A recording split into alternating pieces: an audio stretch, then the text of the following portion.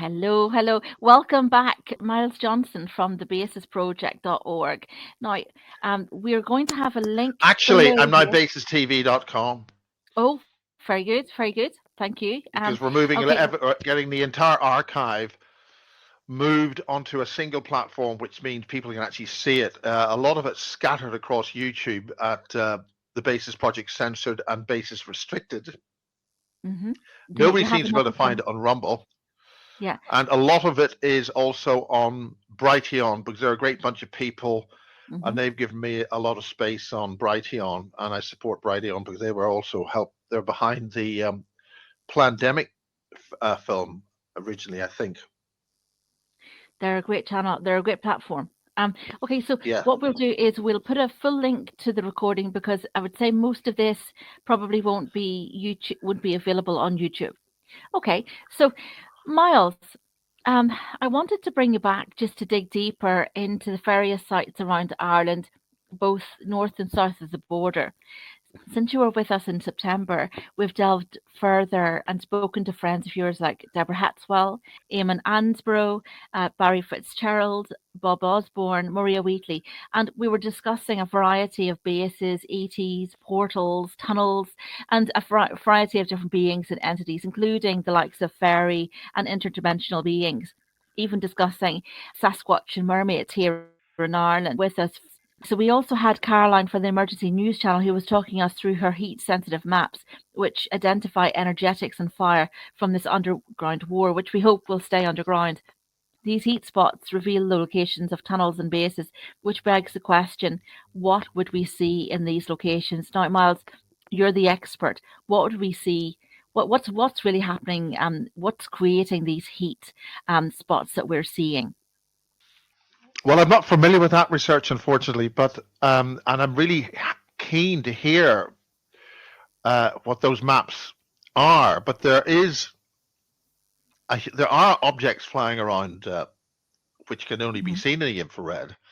That if you're dealing with a phenomena which is operating in infrared or disguising itself in the infrared, that could be a phenomena which is slightly masking itself.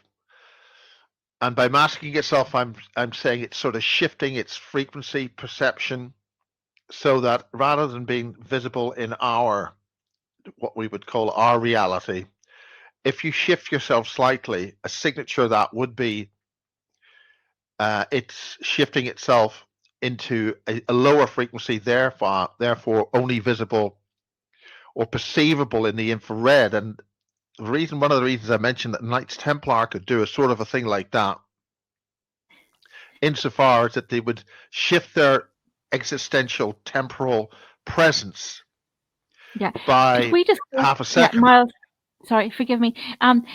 Could we discuss I want to tie up with the above ground, just because I think people are they're just want to know about the underground thing first, I and know, then we but no, can but go that's the into. point. No, the whole point is that you asked me about infrared and why is it happening, and that is why that's what I'm suggesting. They're hiding themselves by being a little bit out of our space-time domain. Therefore, we would only see them in the Yeah, infrared because they're not visible in the visible spectrum. yeah. What we're sort of seeing and what we're getting from these maps, we're getting a heat spot, okay, and at the same time as we're getting a heat spot, we're also getting people experiencing like earthquakes, earth tremors. They're feeling the ground moving underneath their feet. They're also, they're hearing the booms. We're having all of those sort of, and we're also having things where the electricity is maybe coming off, and also maybe their water is supplies are shut off too. So, I mean, we're talking about a lot of movement, but it seems to be from deep underground in a lot of these locations. Now, we sort of, from the maps that we sort of showed, which were just a snapshot in time, those weren't, those were definitive of that that specific time where there was maybe 7 or 8 different heat spots, which included the likes of Limerick, just outside Limerick City to the west. We had Cork, we had Waterford, we had Clonmel, we had Carrick-on-Shore, Drogheda, and so forth. And Omagh, we had all these areas that there seemed to be sort of like an issue. Locally, what people were also experiencing at these times were fires, unusual fires that were happening in these national parks. The likes but of what do you mean by an unusual fire? Are you saying it's a fire that doesn't burn anything? No, I'm saying that it's the likes of a wildfire, like a forest fire, but it's happening in February. It's like sort of how does a forest fire start in on a wet February? Sort of it didn't make any sense. At the time, we were hearing from Gene Decode that they were clearing out the tunnels, and that these fires were basically off venting of energetics that were happening in the tunnels. Well, that's I would fully agree with that. You're dealing with an offset energy signature from something going bang, and it's going through it's coming through the matter to do that. Mm-hmm. Well, I mean, from what we were gathering, or what he was saying, was basically to maybe entrances, and that's where the fires. That's where there were fire locations. That's where people were evacuating to. We were getting things like, people sort of evacuating quickly, or sort of chasing. We had Black Hawk helicopters, things like that were sort of turning up in the middle of the night, and all of these kind of situations. And that's really what these heat spots were about. That literally it was like, okay, it's a war, but it's under our feet. Sort of like how deep down are these tunnels? Sort of on what's actually down under there. But the point is, somebody's using energy weapons, and the energy weapons have got residual effects outside the theater of operations of the primary focus of the energy weapon. Okay, so they're using they're using maybe vectoring or something like that, and but so we're having energetic. What do you mean? What do you mean by vectoring? Vectoring is a category that is highlighted by a guy called Jason from Archaics. If you follow his channel, he talks about different terminology. Okay, Jason Brashears would talk about vectoring. That basically, he's seen where UFO have come up to, say, like a plane, like a passenger plane, within come up in the sort of the trail of it, and literally within its scope, you can see that actually it's put sort of the plane into like a bubble, and then with that it's just captured whoever was on the plane that they were targeting and gone. So it's vectoring. It's basically like a targeted weapon. Yeah, you have to expand the field of the device, or the person, or the object would have to extend its field around whatever it needs to capture, and then it would have the ability to take what it wants and then reduce the field and then go. That's exactly it. It's very high tech, So once he can explain it in a fairly kind of practical way, that he's a lot more sort of he's a lot more tactile with these things than I am. So I'm trying to it's a secondhand kind of an explanation for me. So apologies. So but. So I mean, we're talking about sort of like fifth generation. No, but if you were from your own dimension, or if you're flying, these craft are effectively flying in their own inertial space-time bubble, so they're floating within our reality. So the only way you're going to get somebody from whatever you want to get them from, you're going to have to bring that into your space-time bubble, or what some people call a pocket dimension, and then it's just like if you want to get onto one ship to another, you've got to put ties between the two ships to somehow bond you together when you're exchanging cargo or whatever it is. It's the same basic principle. So you put your field around the the device or whatever that you want to take somebody from, and then the two pressures are equal, for want of a better term. I mean, you have to do this if you're going to synchronize two electricity generators. You've got to get both electricity generators um, uh, the same voltage, the same phase. So when you click both generators together as one, there's no short circuit of differential energy. That kind of thing was happening with some crop circles, because they'd make a crop circle in their own space-time bubble, and then when they switch the field off, there would be a difference between the outside world and the inside micro or bubble world, and there'd be a temperature difference. And that happened with one of the Eastfield crop circle, where there was a team of people in there making the damn thing, which is 1,000 feet long and 500 feet wide.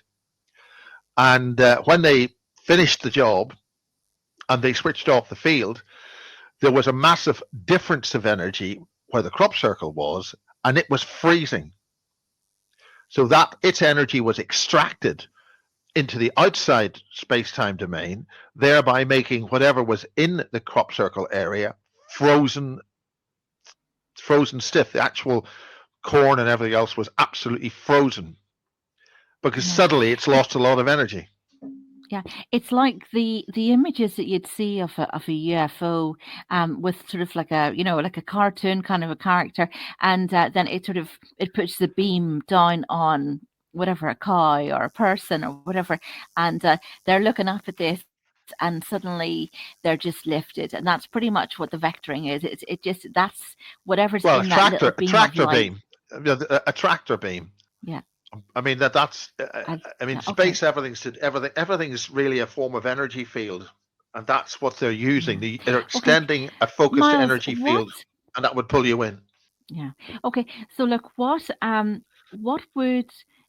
would we see if, and I really don't want to see it, but I mean, what would we see if we are down in some of these tunnels? How deep? I mean, we're hearing from the likes of Gene Decode, that they are like 4 and 10 kilometers deep, that some of them have maglevs, which are like sort of high speed trains and so forth.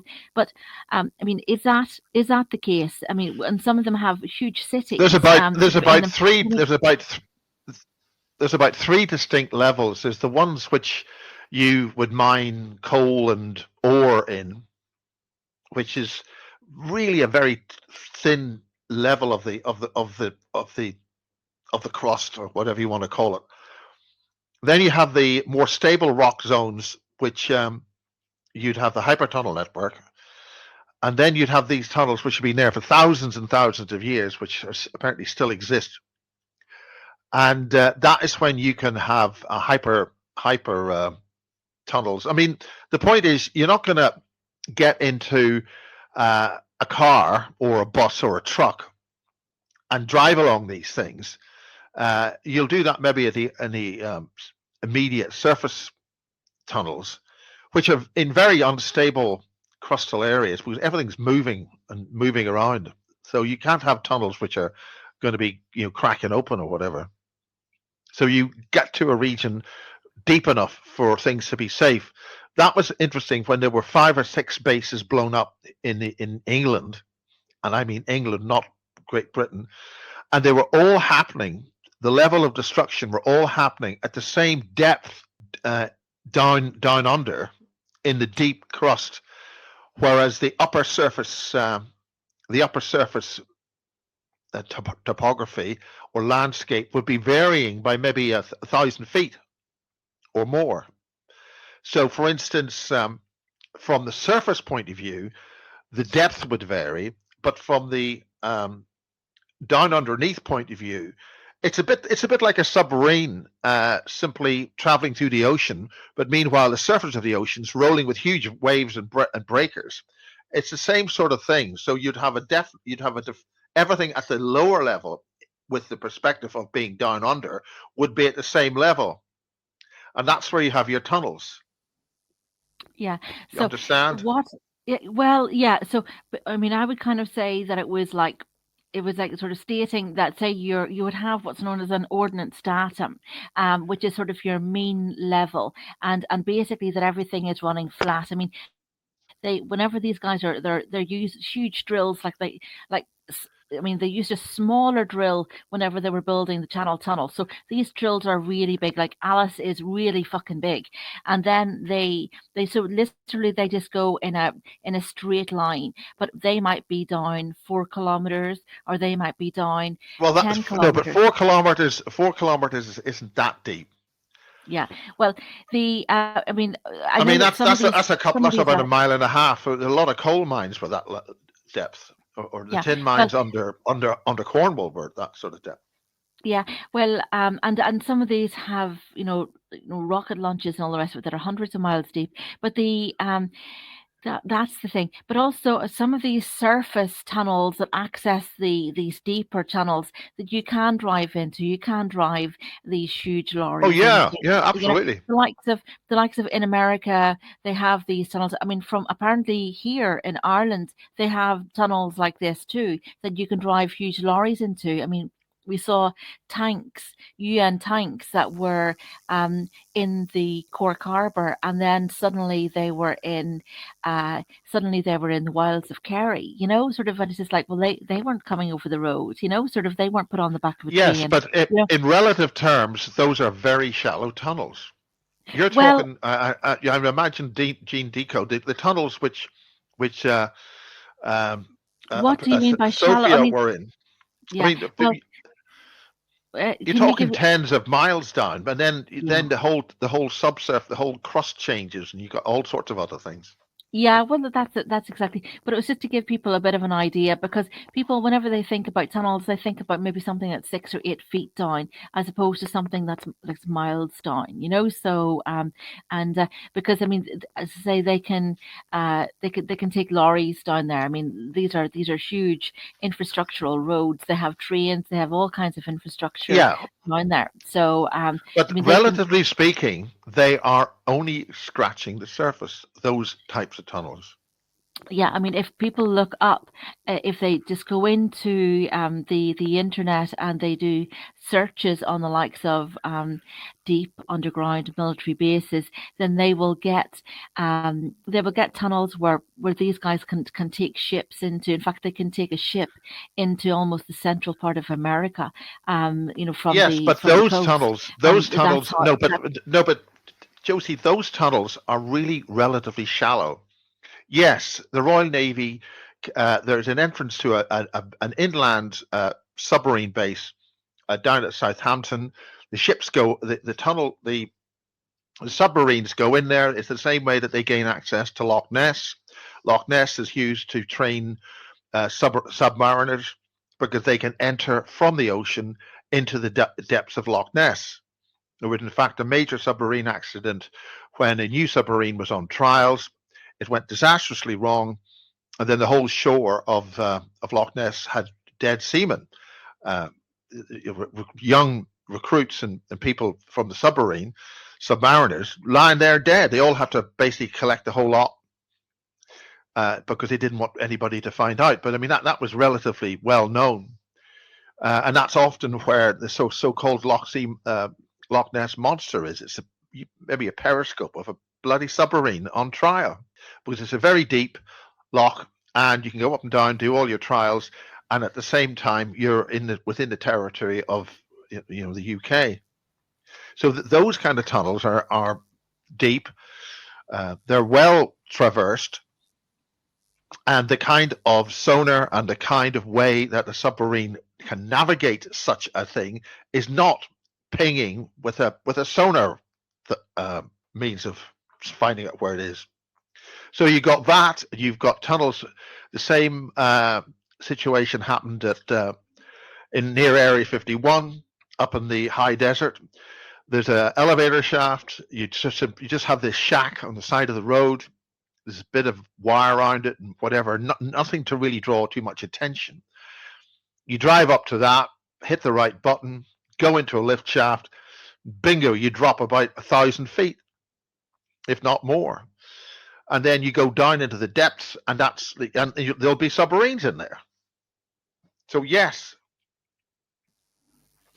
it's just trying to convey sort of the um I suppose the extent of the infrastructure. I mean, this is huge. I mean, this is enormous. I mean, they saw the Yes, wee it's drill bit coming absolutely. into, yeah, well, they saw the drill bit coming into uh, Westport years ago, and they had to widen the roads for this. And then people were wondering, sort of thinking that wasn't Enda Kenny a great guy because suddenly they were going to have all this business from this army base. And then there was no more word of it. In fact, people just forgot all about it then, sort of like, well, did anything happen at all? So because they don't see these guys, because it's all underground. So, but that's what we're kind of trying to tie together about sort Well, of. the point is, Josie, the best way to keep a secret is to tell everybody about it, and then they forget about it. And you've told them, so you're not keeping any secrets. Well, we did tell you. Yeah. Yeah, that's exactly, and they forget about it. I mean, um, and it's like it's like that saying that they used, and was it George Orwell, sort of, what was it, sort of disregard the evidence of your eyes and your ears, so and they do that, and people literally just do forget even pictures of UFOs. I mean, like sort of the ones over Sligo, the ones over the the government buildings over in America, but I mean it's sort of people sort of see these things and then they move on, and they then it's more important sort of subjects like what was Kim Kardashian wearing, so okay, so look, that's Well, we're Josie, gonna what was she wearing? I want to know. yeah, so look, so that's we're not really scratching the surface here because I think people I suppose because just the thing is that you would have more of a connection with who's down there and what's happening than anybody else that I would know. Sort of you would have sort of people that. Yes, but that's the hypertunnel system. This is the ancient tunnel system, which has been known about. Which there's a deep tunnel system junction under Manchester, but then you have the immediate, and that's where the junction is. That you break off from that and you go into Ireland. Under Wales, straight into Dublin, and the other nodes, and then uh, straight to the United States. But if you're going to have a tunnel system, but you can go, straight to the United States, you've got to be so deep. You can't be anywhere near the surface of the ocean because that's too unstable. It's moving and it's changing all the time. I mean, when I say it moving and changing all the time, I mean, if you look at Iceland or the surface of where some people think Atlantis is, near Bimini Island, that's where Epstein and all those islands are. Uh, that's one of that's called the Forbidden Zone. It's between Cuba and east and west of Cuba. That subsided in relatively recent history. Three counties in the southwest of England subsided into the sea. They were that recent they had churches on them, which is within obviously 2,000 years. So if you've got a surface which is moving in geological time, or not even geological time, you've got something which is moving sufficiently, it couldn't possibly have an ancient tunnel system in it, unless that ancient tunnel system has got a very flexible lining which can bend and move with the rock system or the strata system it's in, which means it wouldn't necessarily be in what we would call rock. It would be in something else, which would be slightly more fluidic.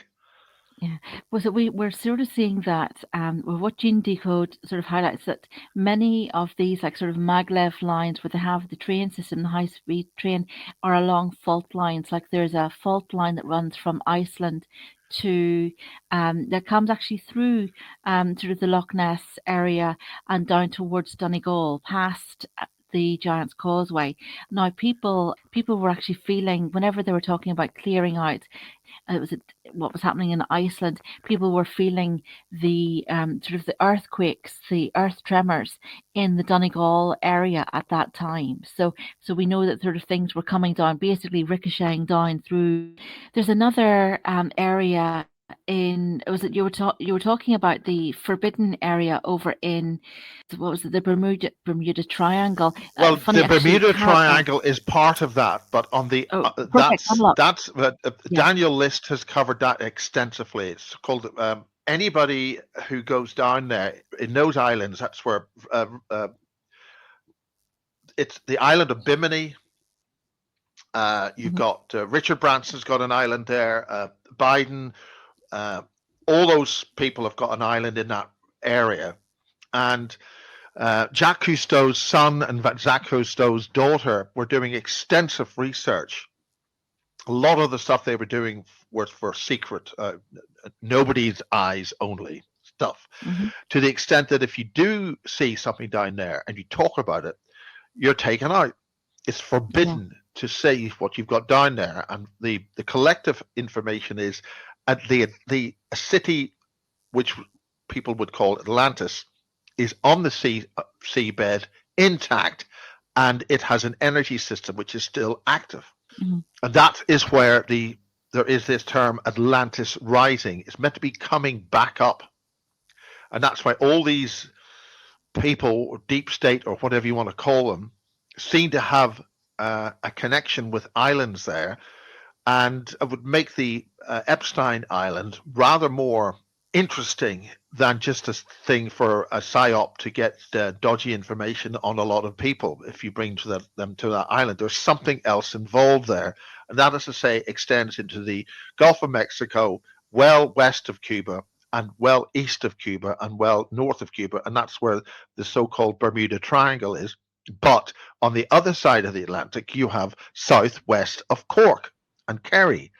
A lot is going on down there, about 300 miles off the coast of Cork, which makes Ireland so much more interesting, including a lot of activity west of Sligo, because Sligo is the closest to surface, to the surface part of the continent of Europe, and closest to the depths of the ocean. So it goes not too far from Sligo.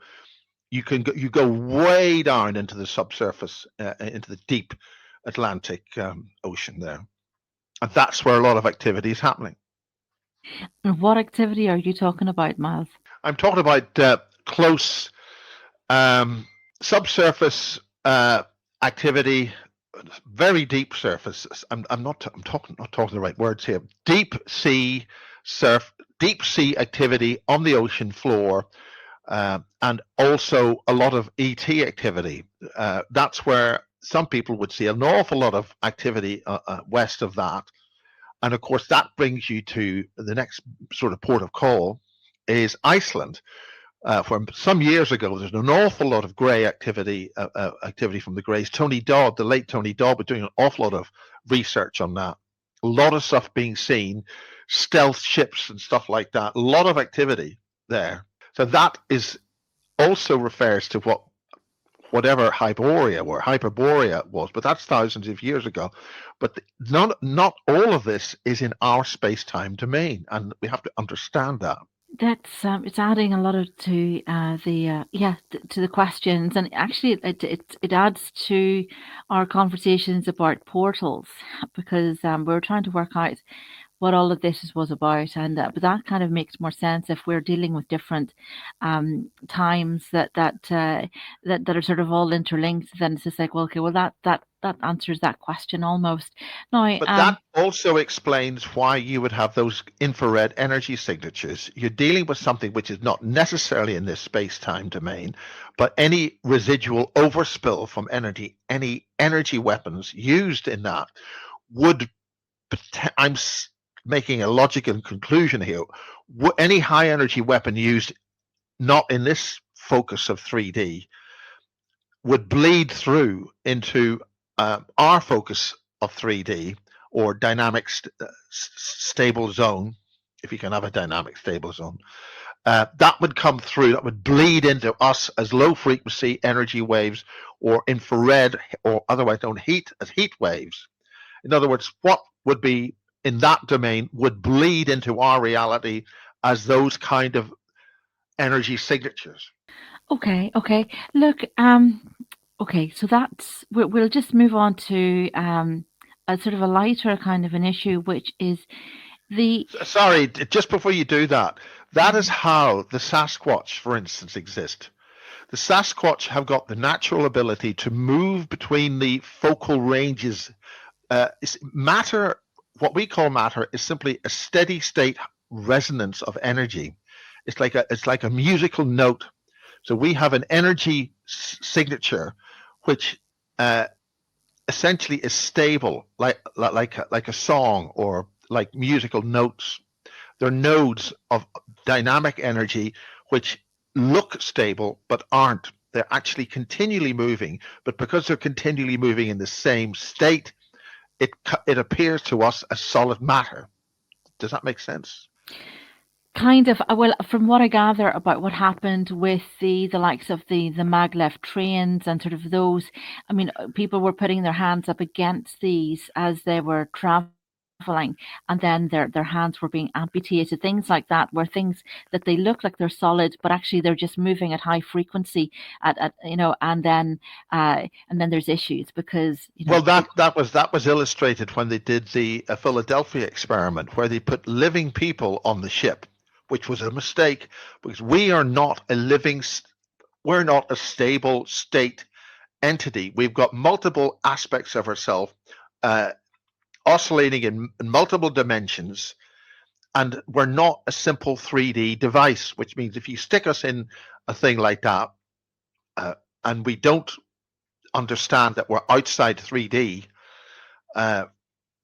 then you miss the whole point of a living thing. We're not solid 3D stable entities. And that is how a human being has got the ability to suddenly say, I want to be at the other side of universe and on the other side of Orion or someplace. And you can appear there because your image is there already. You just shift the focus of where you perceive yourself. So if you shift your perception mechanism, i.e. your consciousness, which temporarily is housed in a body here, you can exist somewhere else and perceive it. And that's what the soldiers were trained in when the British were training these, for want of a better term, super soldiers. They had their perceptive part of their mind, their consciousness, switched off, locking them into this 3D world. However, by doing that, that enabled them to shift their perception consciousness into any dimension or reality anywhere they were so instructed to go or were able to go to. So they could perceive, for instance, an ancient man hunting a dinosaur, and also the dinosaurs were hunting them. And that's where we get information from the Sasquatch. The Sasquatch are often right beside you, and when you can smell them, it means they've chosen to resonate closer to our 3D space-time that we would consider we exist in now. Which is why when you die, you simply shift to other domains. Yeah. And look, what do the Sasquatch, what do they have to, I mean, from what I gather is that they try to communicate with us in a kind of a way. I mean, what do they have to say to us, Miles? Well, I had a chat with somebody who met a lot of the Sasquatch up the higher mountains in the central United States, up the northern central United States. And they explained they live about 800 to 1,000 years in this 3D realm. We have had our lifetimes considerably shortened, so we reincarnate many more times so we can learn faster, so we get ourselves out of this mess which we're in right now. So what the Sasquatch have said is that they have seen us come and seen us go many times, and right now they are seeing us go. So we have to, now that these restrictions on our cognitive abilities have been lifted, just like a lot of prisoners in a jail, when all the doors are opened, a lot of them just stay in their jail cells because it's actually more comfortable there. They're not used to going out. Well, we need to get used to going out much more faster and use our existing cognitive abilities to learn very quickly. And this is what a lot of the abductees and the MyLab experiences have had. They have risen to a completely open and higher level of cognitive perception. And when they get out in these underground bases, they can simply walk out of their cells, walk past the soldiers, because the soldiers or whoever is there keeping them prisoner can't stop them. We've got to understand we have no limits now. So let us, when we have to fly, and take command of our own domain. Yeah, that's great. Okay, that kind of takes me into something that was seen maybe about 20 years ago in Shane's Hill in County Antrim. So now that's sort of, it's a kind of an area, it's a moor, it's at the foothill of the Sperrins, but bystanders saw the army escorting a Sasquatch down the mountains. So from what I gather is the army actually, holds these creatures, that they're held. And I've heard some reports that some of these creatures, including Sasquatch, are held in the bases. What all is going on there? Are they all still there, or I'm sure their life isn't being made comfortable by them? The Sasquatch can see us coming. They can be in your immediate vicinity, and they can see how dangerous we are. So in order, if they have done that with the army, they will have chosen to do that. They've walked into it with a means of communicating with whoever they have decided to do that. You don't catch them, they catch you. So whatever that Sasquatch was doing, and it's very clear there are regions in Ireland where reality is not quite as stable as we think it is. And that is where you have to be very perceptive and check your cognitive abilities to spot the changes which happened. I would suggest that that they voluntarily came to tell us something with that Sasquatch. Wow. Because there seemed to be a lot of sighting of Sasquatch in around the Lough area. So whether that be in County Antrim, East County Antrim, and South County Antrim, that seems to be a lot. And there was a couple in sort of the Galway area as well. Well, what about southeast Lough? There's a round lake there, which is some people say is the place of the arrivals. Happened about AD 570. It was a burst of a craft basically landed there, and it looks as if something landed there. It's a big round blast crater. Yeah, that's now the there seems to be an absence of these heat spots in Northern Ireland. So there's a couple in the west of Northern. I saw one in Omagh and some in sort of County Louth, County Monaghan. But there seems to be an absence of heat spots. Now we know that the north probably will have the highest density of tunnels because of the increased military presence in the north for however many years. So I would presume by that that military was there as population management experiments. Yeah. They wouldn't have been digging tunnels, although Boris did let slip in one of his wild schemes that rather than having a bridge between Scotland and Northern Ireland, you didn't need that because there's already huge salt caverns between the landmass of Ireland and Scotland, where you could just drive Yeah. Oh, yeah. There's there's massive, yeah, there's massive places sort of that's in the Larne. No, it's in actually in Carrickfergus. There's the salt mines down there, and yeah, you can drive huge lorries into these. The only thing is that being salt, and salt has a wee reaction to water, and they have a tendency of just suddenly collapsing. So it wouldn't be the most stable. So, but you Well, probably exactly. want to Yes. use, Yeah. yeah, you wouldn't want to be traveling through a salt mine. I think probably maybe limestone or sort of Well, I've ignited or never granite would be better. I've never known salt water to have any corrosive properties with metal or other kind of things like that. Um, from what I gather, they have That's a a lot bit of of a joke. problems.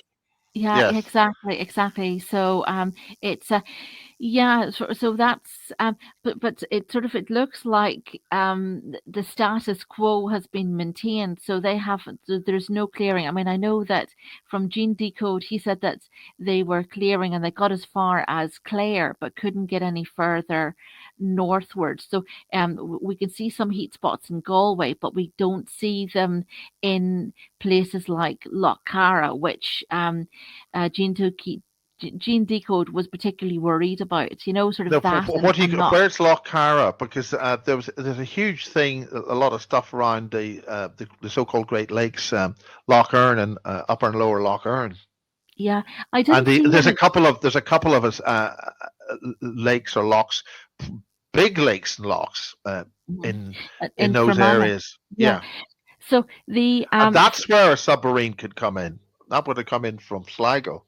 Oh, geez, that would make an awful lot of sense. Yeah, I mean, you can in that area there's the Marble Arch Caves, and you can it's a tourist destination. You can go down into the cave, and you can travel in a boat down the river in the cave. Now the river actually comes from the Sperrins, and then that's the so that's interesting because it travels through the Marble Arch Caves, and then it rises again in the Shannon Pot, and then that water goes into that's the Shannon, that's the start of the Shannon River.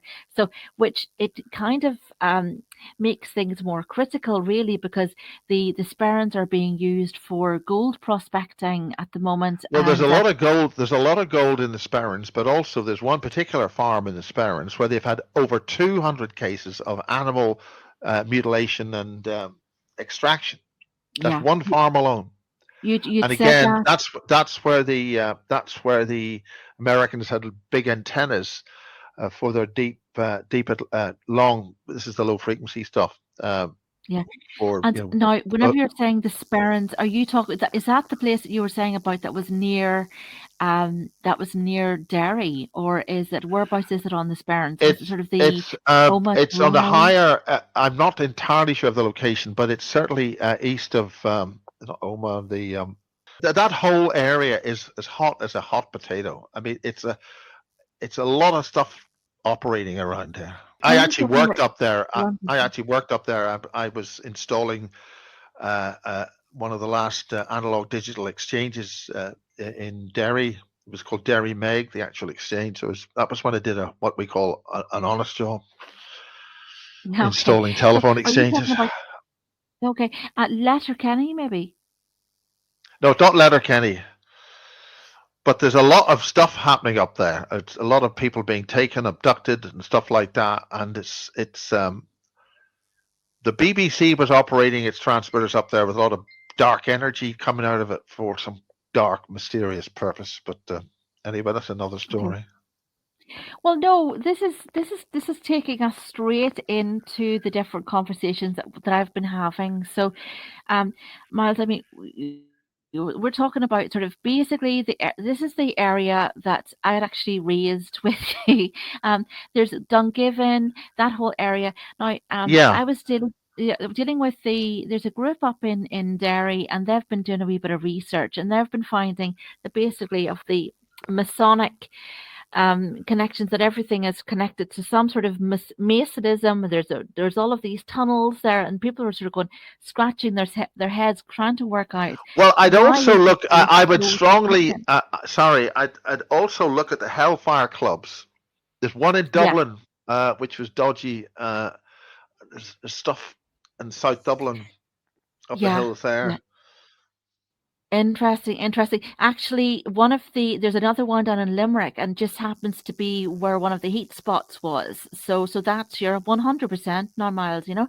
But whenever you're talking about sort of this area of sort of outside of the sort of the Sperrins, north of the Sperrins, these are areas that are associated with like Dungiven. That kind of area was associated with an ancient chieftain who was known to be what's known as a vampire. So he was one of the early, literally, this is like sort of maybe 1,000 or 2,000 years ago. And Well, the thing about vampires is they're not often they are here in this domain because they're greatly needed to have to deal with other things which come in to that area. right, okay, okay.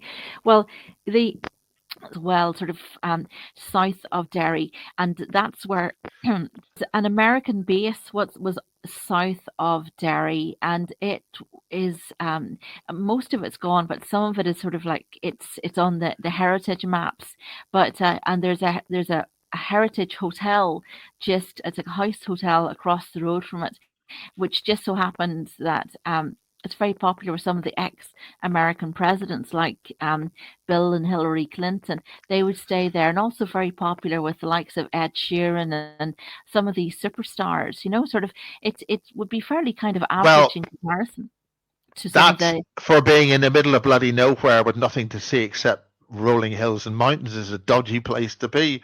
And we what. at Kiss FM in 1987, we actually got part of one of the masts that they'd cut down. I think they had about 12 masts. And unfortunately, when we were looking for a really tall mast, the longest, straightest bit was only about 100 feet. And anyway, that's when we were looking for a radio tower in 1987. Yeah. Well, that's the thing. That is exactly the thing. It's like, well, there's stunning hotels in Derry in that area. There's beautiful castle hotels, really out of this world. They are really exceptional. And it's just like, and why do they stay? You know, it's like it's sort of somewhere which hasn't the big views. It doesn't have the gorgeous things. It has they have like an outdoor place where they do uh twilight Well, weddings, why was literally. Lord Louis Mountbatten? Why was Lord Louis Mountbatten in a little boat with a bunch of kids up in Donegal, Yeah, that's the where thing.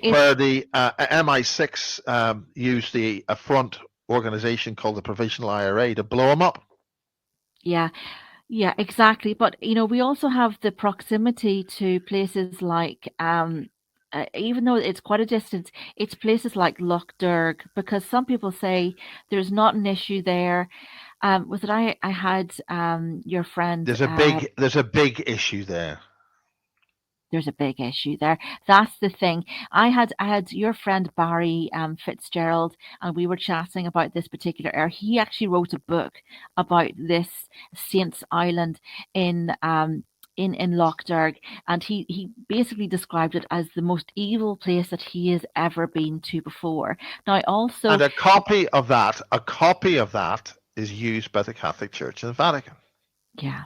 Now, it And was they made also a copy, and the place in the conversation I had with him on this, there is the actual portal, and then there is the dummy portal where they've got the Catholic nunnery or buildings there, and a purgatory. church. Yeah, Yeah, yeah. purgatory.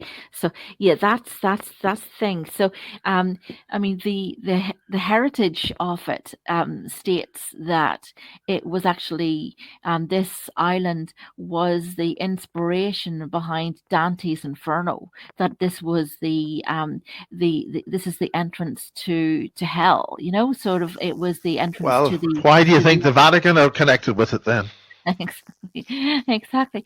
But And I'm it not making snide comments about this. There's a no. video on YouTube with the current Pope saying, and he gets very fast talking in his Italian, but he's saying simply you should not be worshipping on the Sunday, you should be worshipping on the Saturday. And he said that those who worship on the Sunday are communing with the devil, for want of a better term of what he actually said. He didn't actually say that, but he Yeah. said words to that effect, and that's on YouTube. Yeah. Well, I've also seen where they've said that their dedication is to Louis cipher, you know. So it's very complex. It is very, very complex. But that's the thing is now there was a great video that has disappeared, which was done by a guy called Charlie Freak.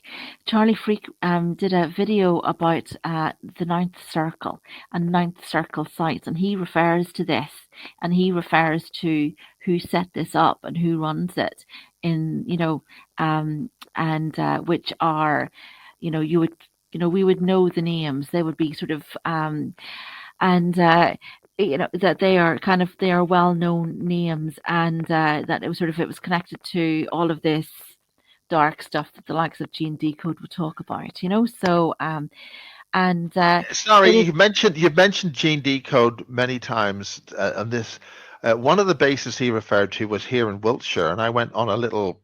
Well, I went on a research trip, which is very close to Devizes here, and they did have a major explosion, and the road concerned was completely demolished, and that road happens to be right on the very edge of the perimeter of MOD Lynham, Mhm, formerly known as RAF Lynham, and they had a gate that they were operating, and it was powered by a power source which the British recovered in Antarctica, and they were operating that here. And when it went wrong, there were huge radiation readings. But thanks to Gene Decode, I was able to investigate that. The clue, the funny little thing about that was that even though the radiation was being picked up in a nearby village about a mile away, Royal Wootton Bassett, um, the actual base itself had practically no, i.e., about 1 or 2 microsilvers um, of radiation, where the radiation being picked up in the nearby village was over 150.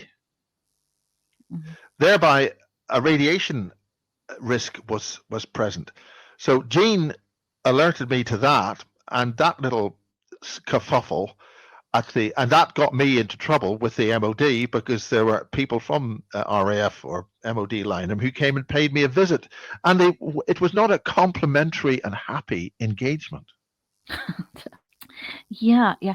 Now, you also that raises two questions for me and Miles, because I'd like to ask you about these holographic gates, and I'd also like to you raised the issue of Antarctica, and you said that there was a connection between Derry and Antarctica. So I'd like to ask those two questions.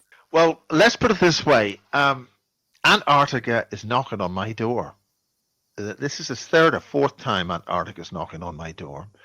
And my relationship with Antarctica goes back to when I was at school at Campbell College, and we had a geography teacher there who brought somebody in, and this is when I would have been about 15, and they brought this expert in from Queen's University of Belfast, and he had just returned from Antarctica, and he was in the Queen's University section of the British Antarctic Survey, and he'd taken some photographs and 16 millimeter film in color of a strange black ray device, which was being fired from a cloudy area and was causing a physical eruption and disturbance of the ice.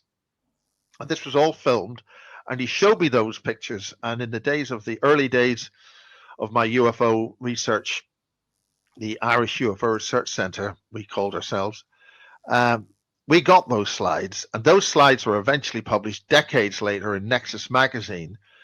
But the point is that when the professor returned to Antarctica, having given us that lecture, he unfortunately suffered from a fatal accident within 24 hours of returning to the British Antarctic base in Antarctica, and subsequently speeding on to right now. There's a dear friend of mine who set up a commercial radio station in that part of the world, i.e., Riverside 101. And he explained to me he's an abductee. He's had a lot of experiences. He was taken in one of the quarries just outside Derry. I think it was on the west side of the city, in the Donegal side. And that he has explained to me that you see, a lot of these bases need people who plug in the power, install the office equipment, run in the main supply, people like that, tradesmen, carpenters, plumbers, electricians. And I have a lighting stand here, 2 lighting stands for holding up spotlights, stage lights, the heavy duty stands. And that particular guy, he sold me those, had just returned from Antarctica. So that's Antarctica knocking on the door, right? So then I have another thing with this guy in Derry, and he had just come back online and saying hello, Miles, after a good gap of about 10 years, 15 years, 20 years. And he's a very decent guy. And he knows somebody who goes to Antarctica installing stuff. And Linda Moulton Howe did a video and a presentation on this huge structure, which is now revealed in the ice, which goes way down. And cutting a long story short, they got the doors open. The doors are big, heavy cantilever doors with a central hinge offset from the edge of the door. And the symbol in that building is the symbol of the Order of the Black Sun, which is what the Nazis, not the Nazis, the SS were doing a lot of research onto. And of course, this brings us into Cornwall as well, with the SS and Himmler, those that lot getting involved with that. So the point is, this ancient building, if you go into it, the lights still work, but they don't know how they work. They just do.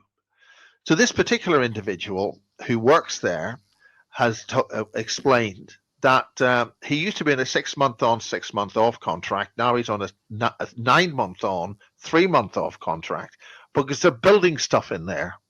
And he explained they don't know how the lights work. But they call the place the Cathedral. So maybe one day I'll be able to visit the cathedral. Yeah. But this is a huge facility, and there's an awful lot of this 3 or 4 years ago, just before all the COVID stuff, there was a lot of activity there about every major leader going there, and this is a big subject. Antarctica is saying hello, so let's say hello back.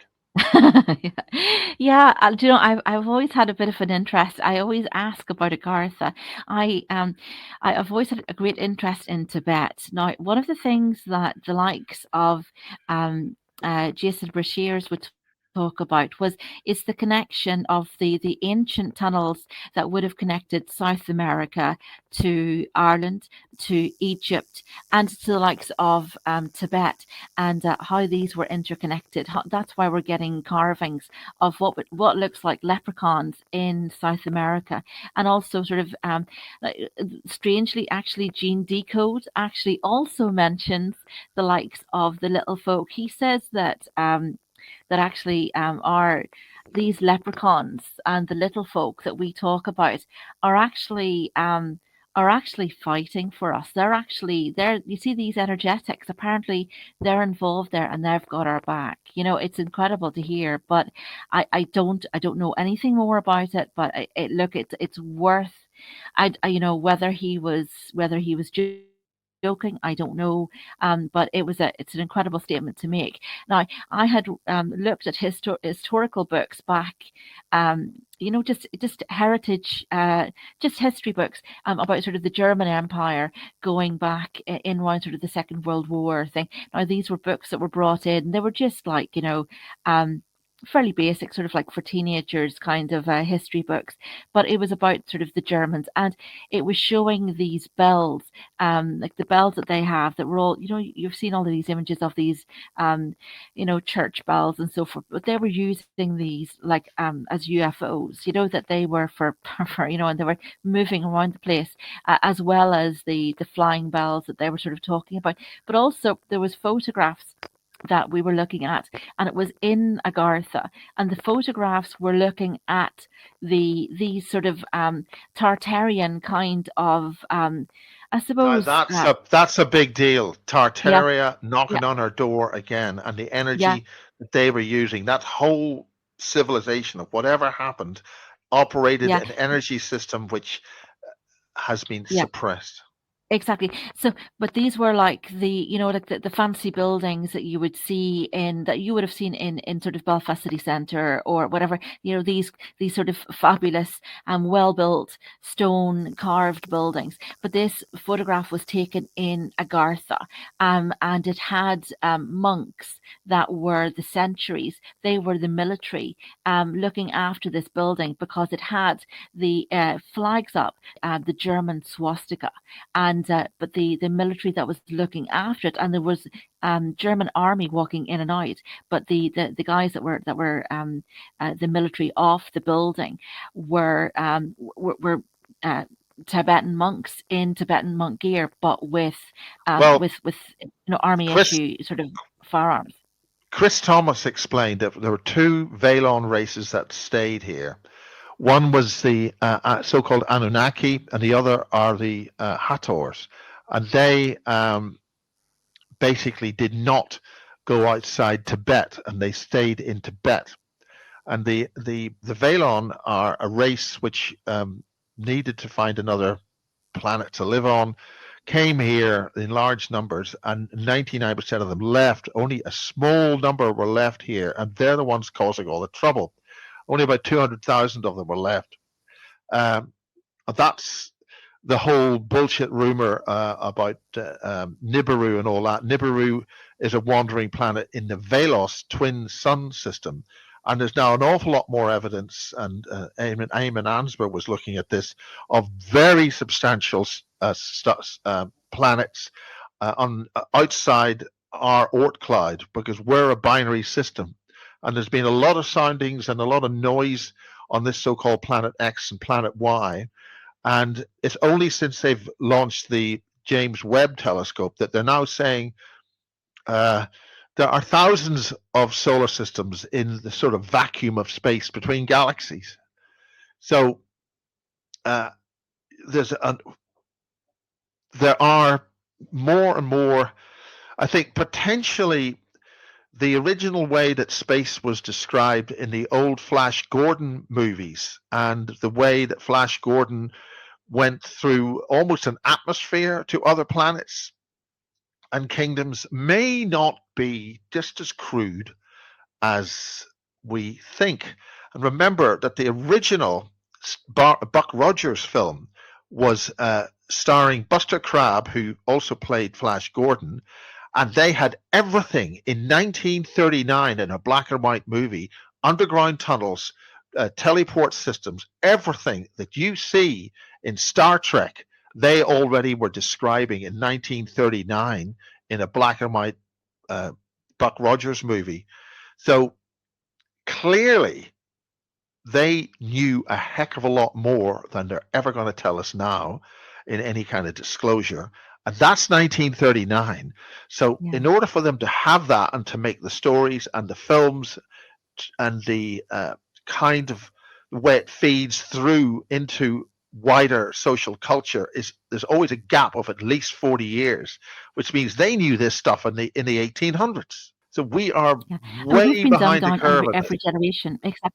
Exactly. If you sort of spoke to people, sort of elders that were sort of maybe into maths and so forth, even their handwriting is all perfect. And then you see it's quite embarrassing to see the amount that we have deteriorated as a people in terms of our capabilities. So our capabilities have been stolen from us, and we are reclaiming it, and we are going to fight these bastards and dismiss them from our existence. De-exist them. Exactly. Now, I had an interesting conversation with Maria Wheatley, and we were talking about sort of these different groups of peoples, because she was talking about these was like fairy type people, sort of maybe 4 or 5 or 4 foot high and so forth, and she was saying that there's similar types of people in West China, and I was saying, well, actually, there was also like otherworldly kind of the royalty of Mongolia were like otherworldly as well. In fact, images of the old royalty from there were used in some of these, Star Wars kind of films as sort of these creatures from another planet because they were so fabulous, So that their headdresses and so forth were just like why would people have tendrils, So we kind of lost those, but at least we had photographs of them. Maybe hopefully there'll be some genetics of them somewhere, But do you have is there any input there with regards to were they connected with any otherworldly groups of people, Miles? Well, that's the point about Energy 106. We were running this radio station, and the guy, Lawrence, is walking around St. Patrick's Chair and Well, right in the border between Monaghan and I think Tyrone. And he went into some kind of a portal, and he met these little beings with cloaks on. And they even could communicate with the dog. And he even said, well, they talked to him in doggy language.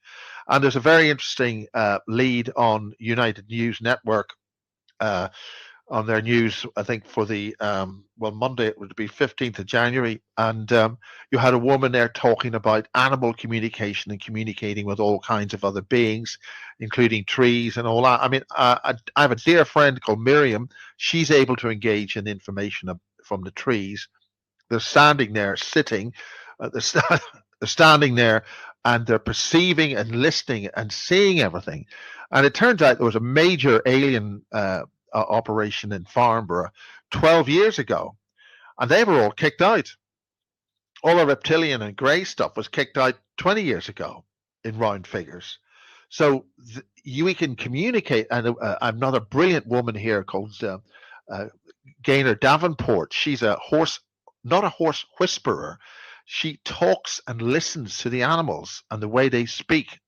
And she explained that the way that the animals speak, they don't have vowel sounds. So if you take the vowel sounds out of language, you get a series of it's sort of interrupted bursts of it's that kind of a language. If you take the O's and U's or whatever out of language, and you can actually understand that. And the other thing which is fascinating was she had a case where a horse was very disturbed and very annoyed, and she'd been asked to help out. And the cat told her, well, the horse is very annoyed, and because the cat overheard its owner say that it was going to be sold. So the horse felt, oh God, I'm going to be sold. So then she went back to having the cat told her that, she could go back to the horse and say, well, you're not going to be sold now. And then the cat and the horse were all very, very happy. So that's a situation where all living things have a consciousness and a communication field that we have been cut off from. We are the deaf, dumb, and blind on this world. And if we communicate and connect, which we can, with all living things, including the sentient oil and the sentient water and these living elements around us, we can all get on and learn a hell of a lot more. And then that is when these other beings like the Sasquatch, who've been here a hell of a long time, we're relatively recent arrivals on this place. And that way we can communicate and learn and understand and progress.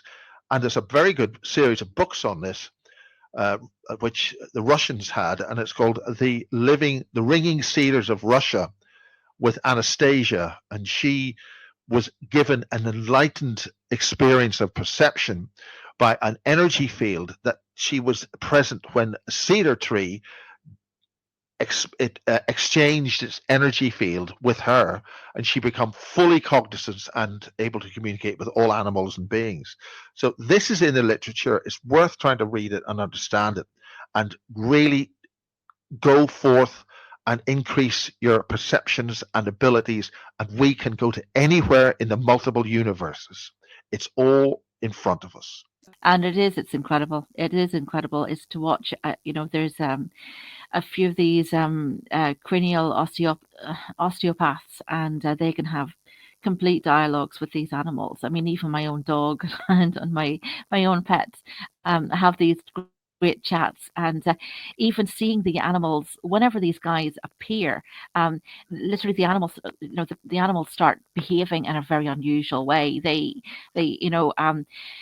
whenever, I've got a very friendly dog, and rather than run up and jump up and get its cuddles from the people, the dog turns his back and prepares himself for medical treatment because he knows he's going to be in dealt with in another kind of a way, and literally he turns his back because the guy that does the treatment treats the animal from the rear. He doesn't even touch the dog. It's all energetic work, so but the relief my dog gets from it is unreal. But it's but even with horses and so forth, it's to see this. I mean, it's incredible to see, but it's very, very valuable work. Yeah, these are great conversations about. I'll have to look into. I've sort of seen that book before, and I hadn't gone into it. Now that takes Well, us there's on about to eight. There's about 8 books, and it gets into a yeah. different way of living and engaging. It's almost like a commune type thing, which is Yeah, well, it's something worth looking into. I had also spent I was pointed in the direction of books by the likes of Robert Anton Wilson. So now and told that these are important and I needed to focus on them. So extremely important. yeah. Now, now because these guys, like the Fabians, they like to tell us what they're planning to do to us well and ahead of time. Basically, it's their kind of this part of their joke. So, but one of the things that I was It's told, turning back on them. Okay, yeah, they're yeah, gonna wish one, they're gonna wish they would just go yeah. that Well, long. one of the things that I was told to focus on was in the Illuminati trilogy, there was an army which arose from the lake. And then whenever the people were compromised, they had their drinks spiked, then the army basically assassinated everybody that was at the event. So now, looking at some of these tunnels are under lakes. Now, uh, I mean, do we have any concerns there? I mean, from the conversation with the likes of uh, Caroline, she sort of said that, well, there are running battles beneath the ground, and we're just hoping that they stay beneath the ground. But these are tunnels that people can drive into. I've certainly driven up to one or two of these. They had holographic doors, and I was intercepted.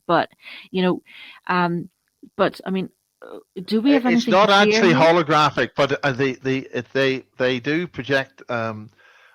A lot of the bases have got and it's not an illusion. It's not a fake reality, but it does it's not it there's another term for it, but you can't see what's really there, but if you are strong enough in mind, you can. But in the meantime, a wall is a wall, and it's that's how they that's how the gates work. They'll open if you've got the right cognitive key set. Well, yeah, but these were roads that take big, heavy lorries, and they were letting in big, big, big, heavy lorries. And I'd gone up and I sort of assessed the whole situation, and then I was, intercepted, and this is sort of to one of the places that we're highlighting in the conversation today. But just to sort of say that these are real places, So, but I mean, do we have any concerns? I think it's something that we need to maybe give some thought to, sort of like how do we prepare ourselves? I mean, if these guys come out, I mean, we're going to be dealing with people that have um, advanced sort of capabilities. I mean, we see that's what's happening over with this Project Blue Beam thing that's happening over in America at the moment. Now this is being utilized by the deep state in Ecuador, from what I believe. Apparently, there are people turning up on hoverboards. They are presenting themselves as being ET, but they are basically some sort of a military wearing sort of garb, and then they are abducting children and then disappearing off with on their hoverboards. So, but the locals in Ecuador, in sort of the Amazon, they have like a film night every weekend, so they get to see all of these, ET programs and films and so forth. So they were actually savvy enough to say, do you know what is these guys are saying that they're ET, but they're not. These are fellas. They're wearing boots, and that's a hoverboard, So, and they were able to intercept it, but they were able to sort of and articulate that out. Now, this is happening at the moment, so so I mean, are we going to have issues like this that we're going to have to deal with? Yes, but remember, there's two ways reptilians would disguise themselves. A, they would physically put or be changed, or they would occupy a human body, right? So that would be a physical disguise, physically different. But if you had a higher cognitive ability, you'd see the reptilian within the sort of human exterior. And then there were the ones who would literally project to everybody that they were a normal human. So they would literally be walking around as a reptilian, but they would project this this image of them being human. And there's a very good set of glasses which the film They Live isn't based on fiction. The film They Live is based on a set of glasses where a special kind of oil is simply locked between the two sheets of glass, which make the goggles of the sunglasses look like a pair of ordinary dark sunglasses.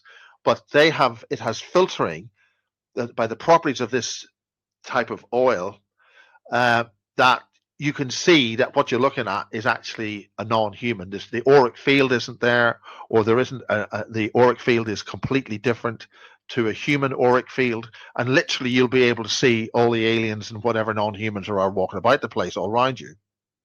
So that's actually based on fact, and you can get those glasses, but the particular type of oil is banned, so it's a very rare and difficult to get hold of.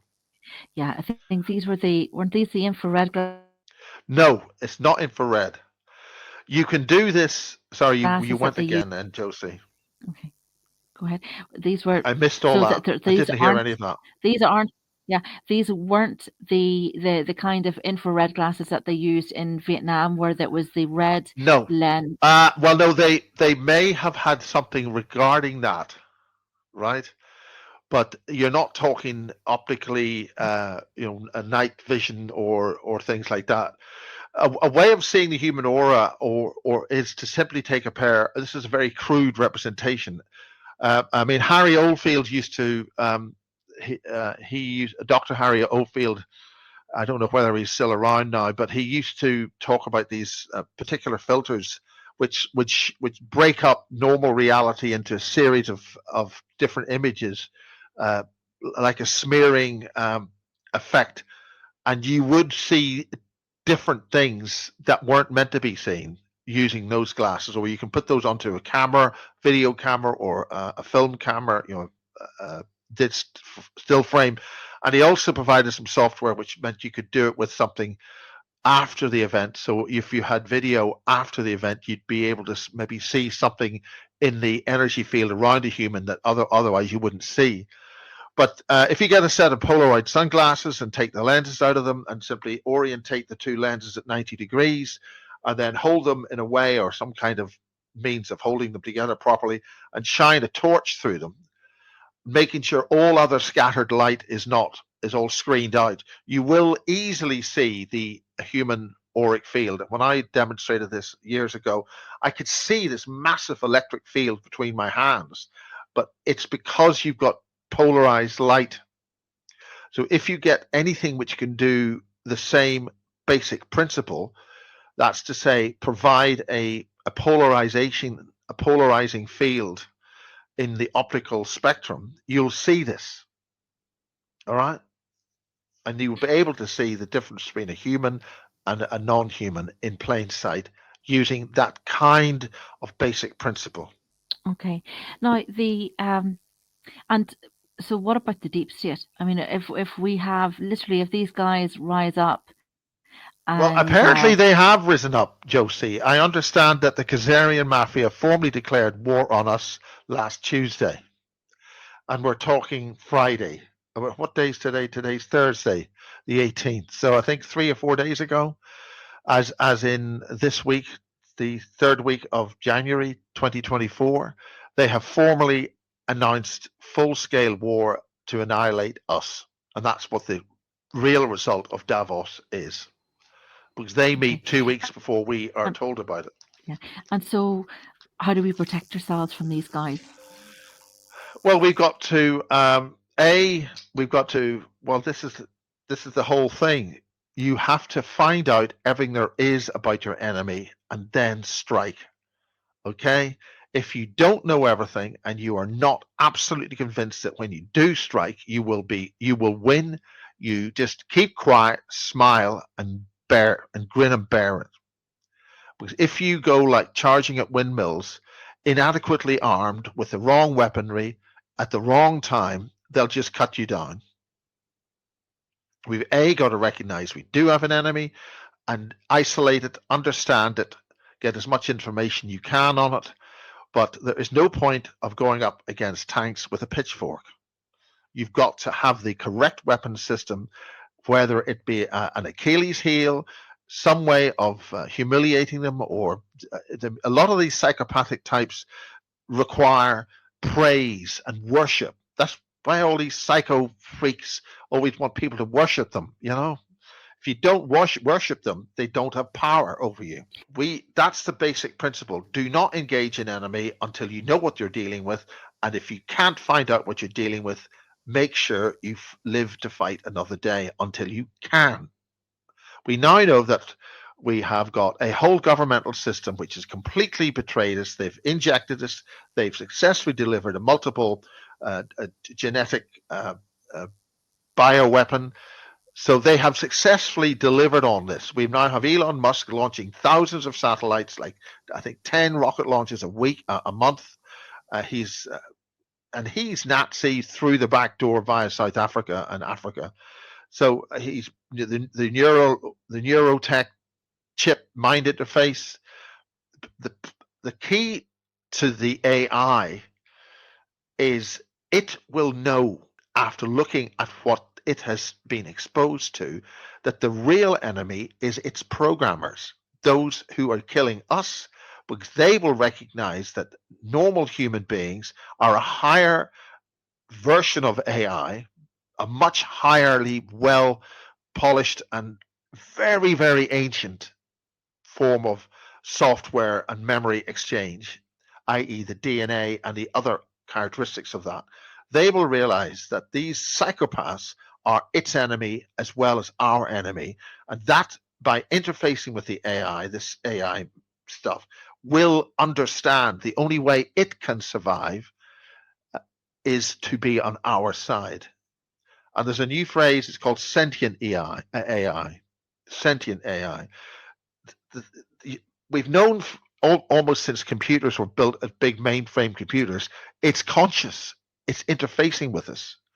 So if you interface with these things, just like with the animals and all the animal kingdom and all the life force and life beings on the planet, even in the demonic realm, they're at threat from these psychos. So engage, communicate, and don't act until you can win.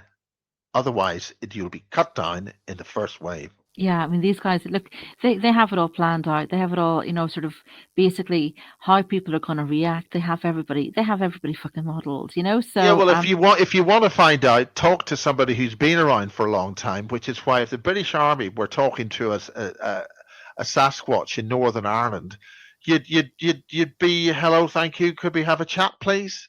Because that 800-year-old Yeah. Sasquatch is going to have a little bit of a wider perspective and background knowledge about what's going on.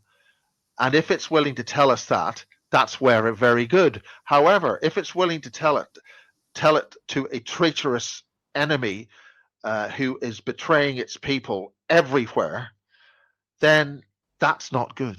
Yeah. Well, it raises a number of different issues because really at the kernel of the whole thing is we have this is being driven by the likes of the Elohim and the Nephilim, and of course they are energy harvesting, Is it? and they are No, but is feeding it? off the I fear mean, that they cause. we've used, yes, I From what I know, and gather, yeah, the fear feeding, yes, yes. yeah. For the likes of sort of Archaics and so forth, and Cliff High So I didn't get the first are name all there. Jason Brashears from Archaics and Cliff High are stating that they are anticipating that we will see the effects of the Elohim making themselves, their presence being known in the coming 2 years. That it will become evident that they are back. Basically because their food source has been shut down because of all of these I battles. disagree with that. I disagree with that. I don't know why I Yeah. disagree with that. Okay, that's fine. One of the things about them is to react and to retaliate if you want to really affect them is by by not regarding them. Actually, just stare out of the I way and have to just be say, happy. you do need to listen to Elena Danan. Now, I have had 3 interviews with Elena Danan. She won't talk to me anymore because of I don't know what. But the bottom line is that the book that she wrote and the artwork that she had in her book, Alien Races, A Gift from the Stars, an awful lot of people I've talked to recognize those types of beings. And therefore, I would take great scholarship. And I again say, do not believe everything that all of these people say. Just listen to what they say. Hmm.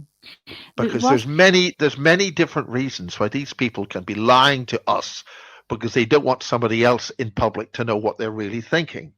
We've got to think a lot cleverly and not just fall down and say, "Oh, Elena Denan, you're so wonderful," or Cliff, or all these other people, or we got to really wake up and take a cognitive second look and wider perspective on things, what's going on.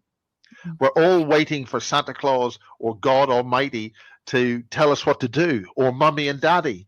We as individuals have to be much smarter and really take a deep look at what's going on and be careful, listen, and take account of what people are saying. Don't Yeah, believe it. yeah. Be wary of fake saviors. You know, Well, the point about a fake because savior, they can be telling you the truth straight into your face as a means of just taking the Mickey out of you. yeah, look, we're having a battle on a number of different fronts. I mean, we have this, they're saying that this is a rise of evil, that this is, Steiner was talking about this 100 years ago, that he was seeing this as basically it was the rise of evil to make to open the way for Ahriman, which was sort of like a Yeah, the Misopheles Ahriman, kind of, yes, yeah. yeah, Could you that was. explain to people what the Ahriman is? Because there were people speaking about this at the alternative view conferences. The AV, the alternative view conferences, had a number of speakers talking about the Ahriman, and it's well worth going onto their website, getting Oh, those interesting. lectures from years ago. Yeah. Probably AV3, that's the AV conferences, the alternative view by the late Ian R. Crane. They have a very large video archive and they have got some very interesting videos on that. The other person who would be talking about that in great detail is, of course, Daniel List, the dark journalist, for people who wanted to get a wider reference on that. Yeah.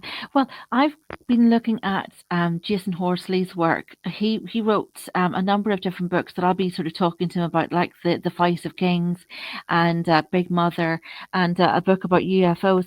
Now he would talk about Ahriman in in he would sort of refer back to the likes of a guy called Gary Wayne, who would call this Lucifer's revenge. That basically this whole rise of narcissism, and being mentioned is Mephistopheles. It's to deceive us.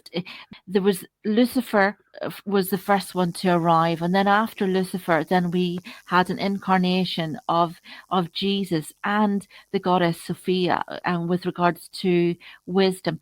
On the other side, basically sort of along the lines of sort of Lucifer Lucifer. Lucifer brought illumination and brought sort of that's where all of the educational and academic kind of thing that all came with him, because he was big into sort of um lucid talk, so but the Ahriman is kind of different. Basically it's another version of evil, a narcissist. Then that's basically what this is all about. That these guys, they all come back to these aromatic qualities. The likes of a lot of these, you get an awful lot of spiritual narcissists, and they have they have a certain type of aromatic qualities. Some of these qualities they will perceive to be vessels, that they are communicating with the gods or the god, which is basically they're communicating with this evil, and they are unique in this. They have these supernatural kind of powers to do that, because the person themselves, they could be on a very basic kind of a level, but they have been taken over by this demon. So you're dealing with somebody that's almost childish in their behavior, but what's running them is this demon. What's running them is, it's like Mephistopheles. It's this. That's why when you're dealing with a narcissist, firstly you're dealing with a very spoiled child that will take tantrums, that will go into some sort of very basic hysterical behavior, but they'll be stamping their feet, they'll be crying like a child, and they'll go into wild rages, temper tantrums, like it's like the terrible twos, because it's at that age when basically they switched off, and they allowed this demon Mephistopheles to step in. But whenever you're dealing with any of these people that suffer from this narcissistic personality disorder, and whether that be spiritual or grandiose or covert, that you're actually only ever dealing with one personality. They're all driven by exactly the same demon. So, if you're dealing with, so exactly, they basically just have the very same trait, but what's running them is evil. So, but the evil won't stand with them. They'll be used to, they can exert huge amount of power, because they are being driven by Mephistopheles, which is basically he's a demon for the devil. So, which is this whole Ahrimanic kind of thing. It's this whole rise of these sociopaths and these the diabolicals. So it's a basic kind of a demonic kind of possession. So, but it's, unless you've actually had been unfortunate enough to deal with these and had to identify the characteristics, it's almost, it's very difficult to be able to comprehend that people will behave in such a fucking childish way, but at the root of it is pure evil. So, and the only thing really you can do is just stay away from them. There are some ways of sort of negotiating through if you absolutely have to. But one of with Mephistopheles, we have Dr. Fauci, who is basically, he's basically like an embodiment of Dr.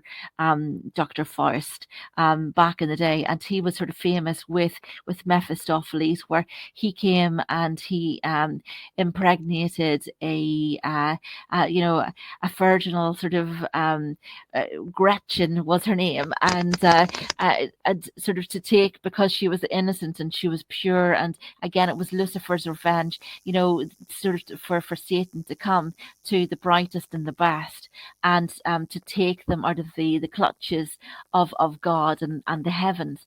So he impregnated this lovely creature, and to basically to sully her and to destroy her and to take her to the bowels of hell. And so, you have all of these kind of things. It's the same characteristics that just keep playing out and playing out, but it's the same personality. It's basically, is the actual person. They were sort of they sort of step to one side and they have a walk in, which is this Mephistopheles demon, which isn't, but the demon themselves won't die with the people as they are dying. Then the demon realizes, I don't want to die. I don't want to go through the experience of dying. So they will leave, and then the what's ever left of their personality will die, sort of, and generally fairly kind of tragically. By that stage, they will have destroyed every relationship anywhere near them. So it's fairly tragic, but it's something that's just, best. It's like it's like a speeding car coming in your general direction, just to get out of the way. So bless you, bless you. That was so yeah. No, So it's my chair. okay, very good. And so that is kind of that is my sort of summary of that. I mean, it could go into it's basically anybody that's had to deal with these kind of situations could write a complete master's thesis on it. It's and it only gets worse. Really, it only gets worse.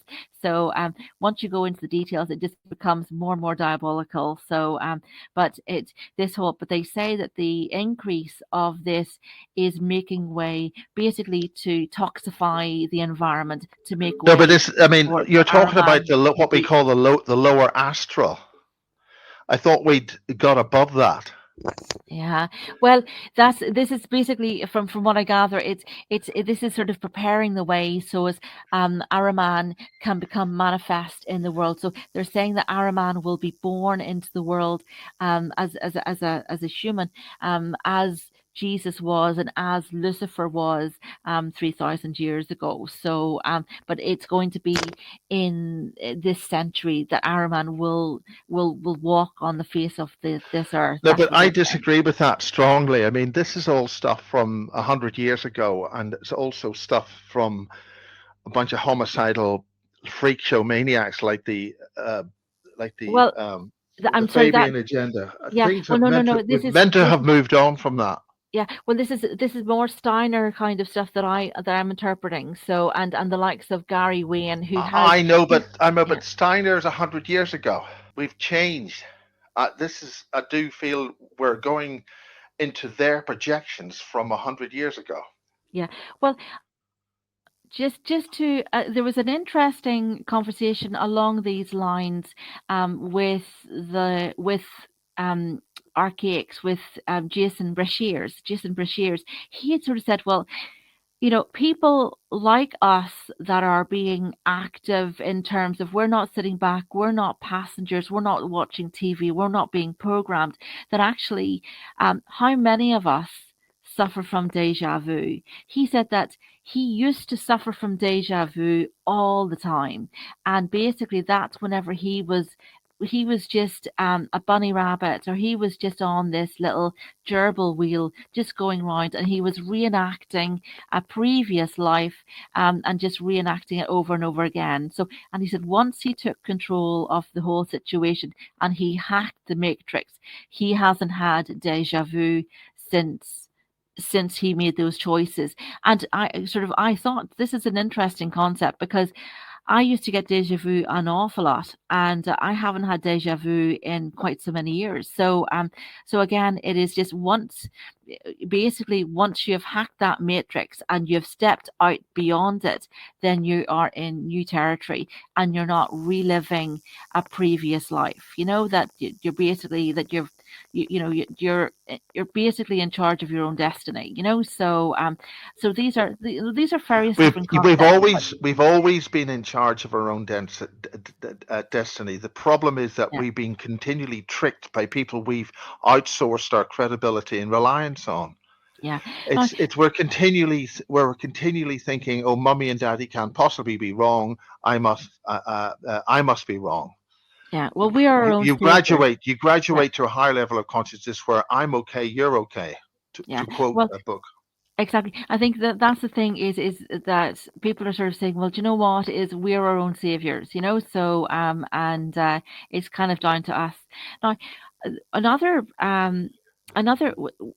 you had some an interesting lady on your channel, and she has had direct contact with this kind of situation, and and it's actually in this area that we're talking about. So you had a lady called Greta Fahy. So she lives in Claremorris. She lives on the bank. I think she's fantastic. Yeah, She's a she's no nonsense person. Yeah. yeah, Okay.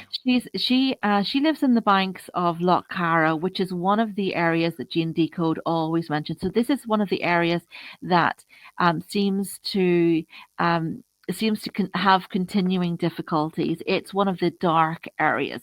Now, Greta Fahy, I was discussing her with Eamon Ansborough, and Eamon had also said this is what's known as a targeted individual. So like Greta was talking in her interview with you, and she was making reference to these black helicopters, all of the kind of stuff that we are identifying and saying, okay, this is what's happening.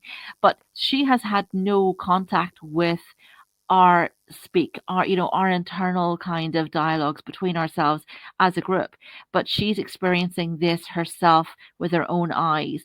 And I mean, these guys are pushing her. They're just basically they're treating her as a game, and she has an incredible amount of strength to be dealing with this all alone. And she's been doing research about Well, literally that these is guys. their mistake.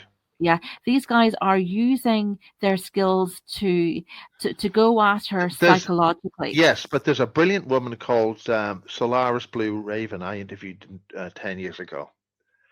And she was being targeted by a member of a particular Canadian rock band who were exploiting technology they got access to just to really screw her over, mess her about, really big time.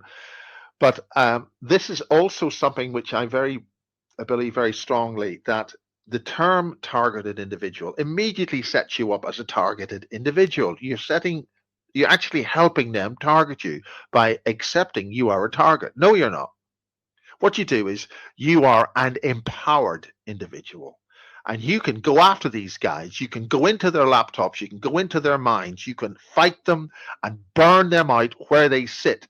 These little armchair, little warriors who sit behind a keyboard. You can fight them, you can burn them out, and you can shock them. And this is possible. You can go in there, revert all of the stuff that they're sending you right back to them, wherever it or may it or they may be.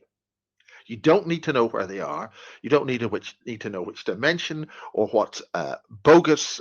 With a lot of this simple basic magic is they get somebody else to do the dirty work. They get a magician or a shaman or somebody to do that individual's dirty work, or what they do is they offset the karma for doing that. You can delete all that. We have the power to do that. You can send everything they send you with their intention back to them. Okay, so And let's so cut the yeah, target so that individual bit no, out of this. exactly. So that's great. Now, because was it Greta? Greta doesn't. She wasn't access to. She hasn't had access to the kind of information that we have, but yet was it these guys literally it's like they're projecting voices into her head, and but they're actually having conversations about where they're going for lunch the next day at the same time, and they're giving the names of like cafes that they're going to, where their cars parked, what they're Great, doing at the weekend. brilliant. Well, just Yeah, just get them taken out by your immortal soul and ex- your spirit and your energy. You don't do anything. They do it to yeah. themselves. That Yeah. is the Like, point. what way did they do it? Did Solaris Blue Raven, did she give you the technique about sort of how to do that? Because I think that's something that we're all going to be having to deal You with, have it within your own mind to do this. okay. But she is I mean we spoke, well, as I say, she was part of the Super Soldier Summit 1 and Super Soldier Summit 2, and she is a brilliant woman. That's her whole point. And I actually spoke to about 2 or 3 years ago a guy who was freaking out. Everything was going wrong for him, but he refused to be called a targeted individual. He said it's his idea. He said, "No, I'm not a targeted individual. I'm an empowered individual." And that's what all of this, we turn it all around. We don't accept anything from them. We send it back to them. Yeah, it kind of reminds me of what Gene Decode was talking about with dealing with energetics. I mean, he was dealing with, and he gives some fantastic advice to people that were suffering in proximity to the likes of 5G. And he was saying, look, you can get sort of silver curtains to put up, sort of basically to reverse anything that's coming in. But even the likes of washing people's walls down with what do you call that, silver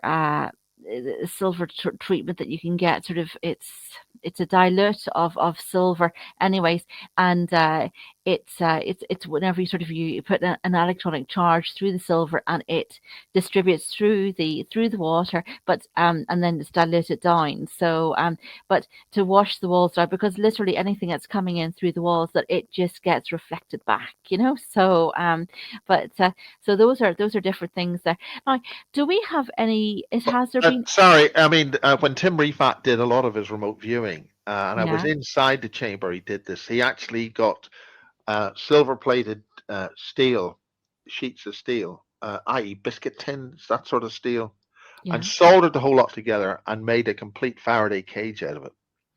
yeah.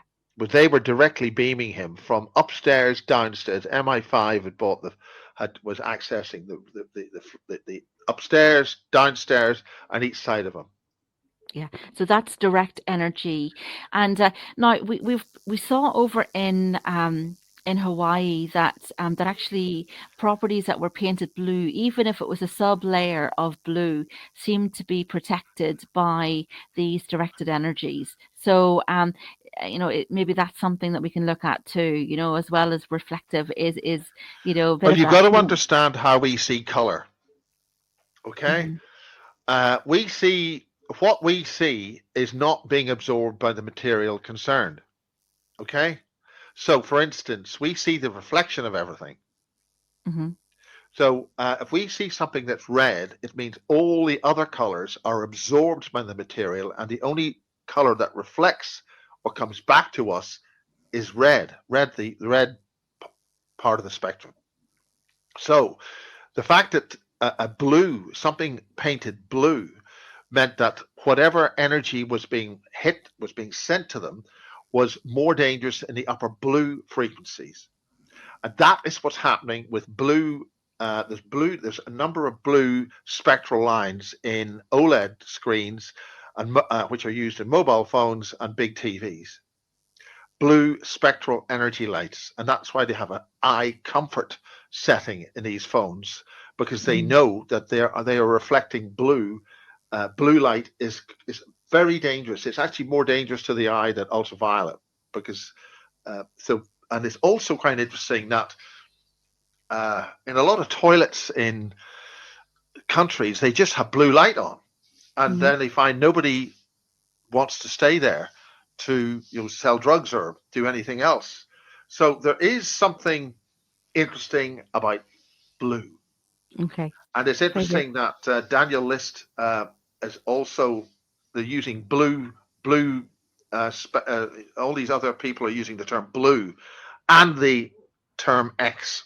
So there's Hmm. something in that. So it means Yeah. that whatever they're hitting us with is not being absorbed by those particular things painted with blue, are not absorbing the high frequency, high energy blue light, or blue energy. It's being reflected, and therefore the object doesn't blow up. So there's something in that. Yeah, yeah. It's, you know what? It's all of these little tricks that we kind of need to use, you know? So, Everything, yeah, yeah, yeah, everything is these tricks, yeah, and they're continually tricking us, and they're continually wanting us to give our permissions away. So we don't give our permissions away, and one of the ways of not giving your permissions away is not saying you're a targeted individual. yeah. Well, that's it. Now, that And just there's brings sorry, me. there's too many knots in that statement, but you know what I That's mean. okay. That's okay. That's okay. Now, we have we were wanting to talk about it earlier, but we'll take an opportunity now. So, another person who was a great powerhouse that really that really woke everybody to this kind of situation and spent an awful lot of years putting herself out there is Janet Osibord. So look, we just heard news that she had passed away there just around Christmas time, that she disappeared, and the news came that she had committed suicide. I mean, I think with all of this energy work and all of these negative energies that are being projected, I mean, we can only imagine what she has been put through. So you were friendly with Janet, and she did an awful lot with you as well, Miles. Miles, do you want to take a few words just to acknowledge and say a few words? Well, one of the wonderful things about the crop circles is that it's full of tourists over in Wiltshire. I used to come down from London and all that to visit the area, which is one reason I decided to live here now. And one of the great thrills were this brilliant, bright, good-looking, fun bunch of Dutch nutcases, wonderful people with cameras, and they'd be sitting there taking pictures of themselves, taking pictures of each other. They were running around doing an awful lot of work and enthusiasm and bright sparkles. And back in Amsterdam, they sort of operated through the central Amsterdam, and the sort of unknown key man was a guy called Ahriman, and he very tall guy, and he ran it's a mysterious bookshop. Anyway, the point is they were, I called them a Dutch crew, and you had Nancy Pollitt, you had beautiful Nancy Pollitt, who had experiences with Sekhmet and other things. Bert Johnston, a famous author, a really extravagant, wonderful speaker. He was doing a line with the beautiful Linda Moulton Howe, and then he went and got married to another different American. There's lots of scandal gossip about that. All good fun. And Janet Osibord was there, and she always had a rather nervous boyfriend, but she had an insatiable sexual appetite. And then things started not going too well. For instance, Janet had a very serious atrophied upper neck problem, because something had sort of seemingly got hold of her, and like the C1, 2, 3, 4, 5 parts of the upper neck had aged to that of an 80-year-old woman. And this is where the energetics of these parasitic creatures can really show that we are dealing with a dangerous situation here, and not to be too airheaded about things. So she suffered from depression, and that is one of the ways that they attack. So after many years of doing crop circles and doing some wonderful videos on crop circles, absolutely beautiful, wonderful, very positive, wonderful, exciting, and really enjoyable films with others, and Bert as well, Bert Johnston, on the crop circles and all the other different spiritual aspects of that. She then wrote the script, and she basically went on the run with her German companion, and they made the series Fall of Cabal. The Fall Cabal is the buzzwords, the Fall of the Cabal. And they only got about halfway through the script on that, and they were able to produce a very straightforward, simple set of videos voiced by Janet. And it was an extremely invaluable tool to educate people about what the heck's been going on, about the cabal and all the different aspects of it. And last November, she disappeared, and but she would do this, but she would have her dark moments. And that was part of the way that they attack you. And they use a similar technique against me when I was 5. They get you to become, it's the ultimate death sentence of gaslighting, where they undermine your confidence and your faith within yourself. And ultimately, she lost that battle in early November, and they weren't able to find her. The Dutch crew, very close-knit bunch of really good people, very, very nice, high spiritual, good, decent people. Eventually, they had to sort of wait until he could physically locate where she was, and that wasn't done until the 24th of December, and they announced her act. They had an idea that this had happened, but until you find her. So after 6 to 7 weeks, they found her. So Janet had contributed, and her dear German partner had contributed a tremendous thing to the wider community with those videos, Fall of the Cabal, and whether her partner, former partner, was it will continue that, we don't know. But as an example, Janet knew that there was a particularly horrendous individual who boasted that she would literally eat Janet for breakfast. This is the kind of evil we're fighting against. And bless Janet, but let's celebrate her enormously powerful and wonderful laughing spirit of her films and that fantastic and brilliant series, Fall of the Cabal. It was an exceptional series. It really was. It had sort of red pilled so many people. It was the go-to kind of thing, and she did it so beautifully. And the amount of work that went into that entire series was exceptional. So it's a great loss to all of us, really. So I kind of hoped that it wasn't real, that she would be fine. It was very sort of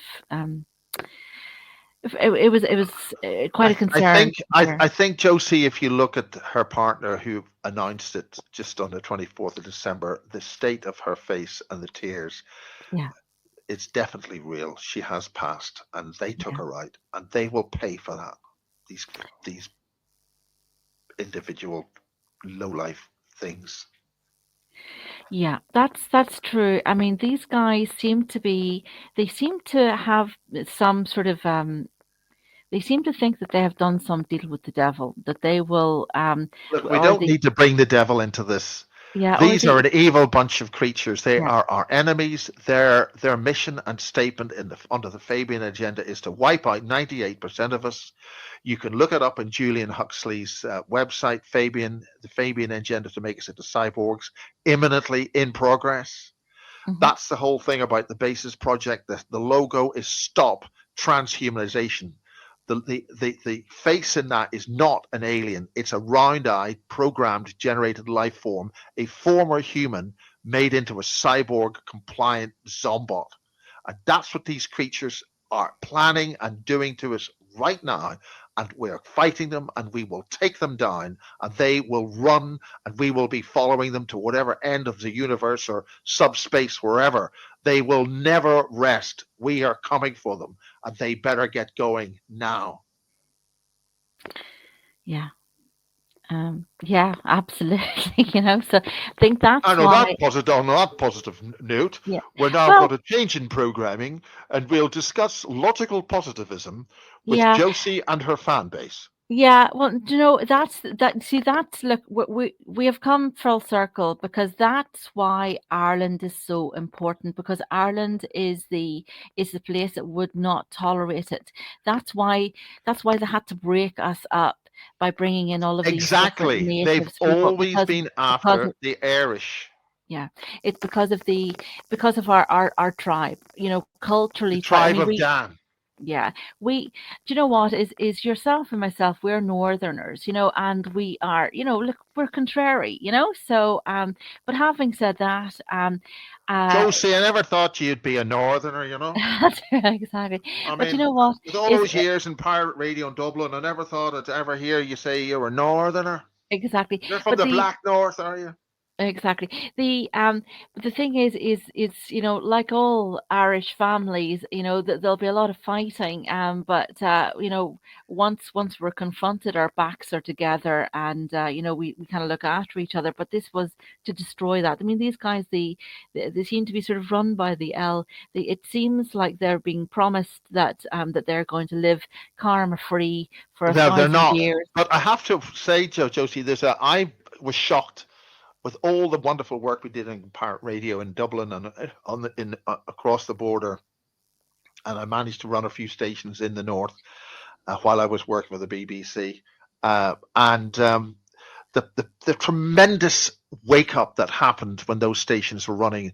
We're talking way back to the late 70s, and the tremendous wake up that happened in Ireland right into the 2000s, and to see the Irish fall for this injection appalls me. But there is now a new group which is based on the original group who founded the first Doyle. It's the IRB, I think it's the Irish Republican Brotherhood. I could be wrong on that.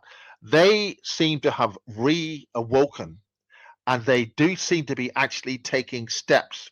But I say to them, and I say to all of Ireland, that the key players in the liberation of Ireland, from the so-called liberation of Ireland from the English Empire, were German assets from the Austro-Hungarian Empire, which ties us intricately in with the World Economic Forum, who are the same evil. De Valera, Collins, and Lloyd George were German intelligence assets. And when I say German, I mean going back into the depths of the Austro-Hungarian Empire, none of which has been properly explained, and were key assets to why we had famine and poisoning and all sorts of terrible things happen to the Irish. And you need to really go back to what that goes back to get a better understanding, but make absolutely clear that the so-called rupture with the British Empire was false. It was a Germanic evil empire, because bear in mind the royal families all come from whatever it is in Bavaria. The first steps of mind control was the Bavarian, the king of Bavaria, who complained that his soldiers didn't fight properly. So he managed to get a form of programming and training to get the soldiers to fight. That was one of the problems about the World War I. They were playing football on Christmas Day instead of killing each other. You know, that kind of thing. And the mechanisms of how that's been used to entrance society.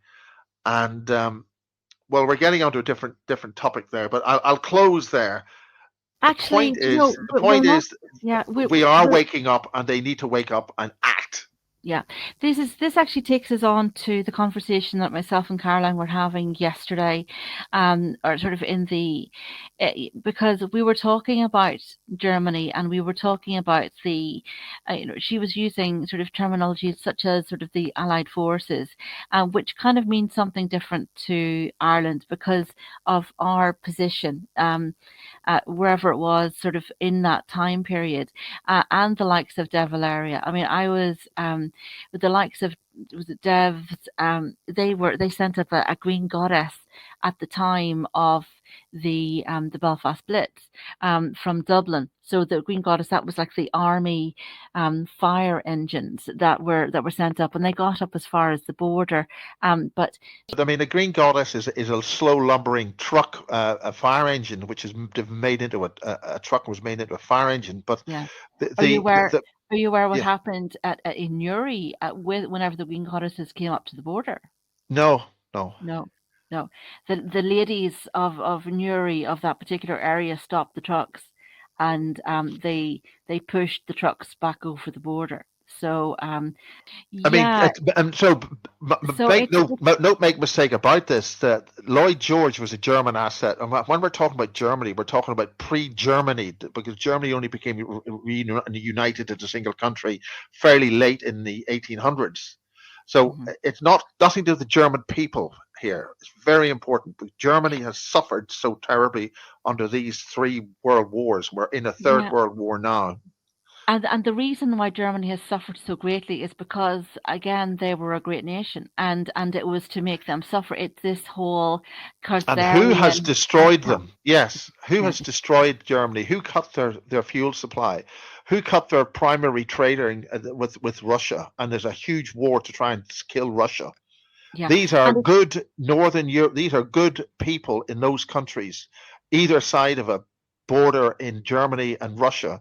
They're good people, and likewise in America. And all of us are being sidelined by utterly corrupt and evil forces, and all of us are going to suffer. We are facing extinction on this.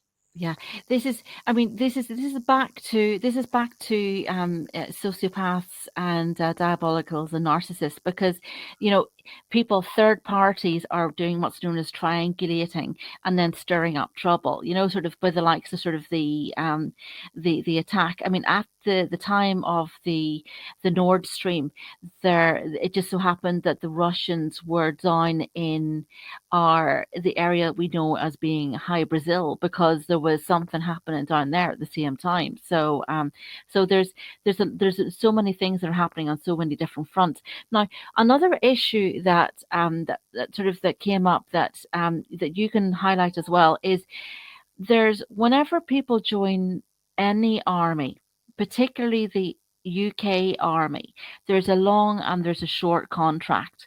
Now, tell me what's on the long contract. I don't know what's on the long contract. All I know is Who that are they serving? Who are they anybody, serving? And what are they ultimately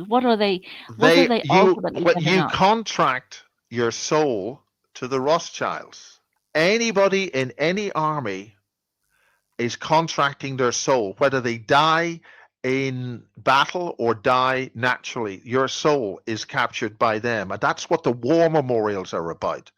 The war memorials all over the world with people's names who fell in such and such a war or whatever are energetic soul traps. And all of those who go and mourn those souls on the 11th of the 11th, they are essentially being de facto programmed into becoming greys. This is a reptilian Draco trap. And remember, anyway, that goes into a whole different realm, different subject. We'll have to call it a day on that.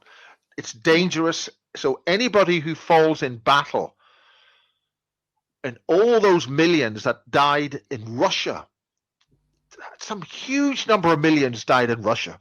Those people in Russia and Stalin was a German intelligence asset, as Mao Zedong was, as Lenin was, and Trotsky. All of those people coming from the same cabal, soul harvesting in millions, and your name and your birth certificate is traded on the New York Stock Exchange for your value in soul energy. This is the film Jupiter Rising illustrates that. So anybody in an armed forces, anybody who's done those contracts, you have sold your soul, not to the devil, but to a Rothschild. It's not fair to restrict it to that one family, but you have sold your soul, not to Lucifer, but to a Draco soul harvest, an Alpha Draconis soul harvest. And the Nibiru,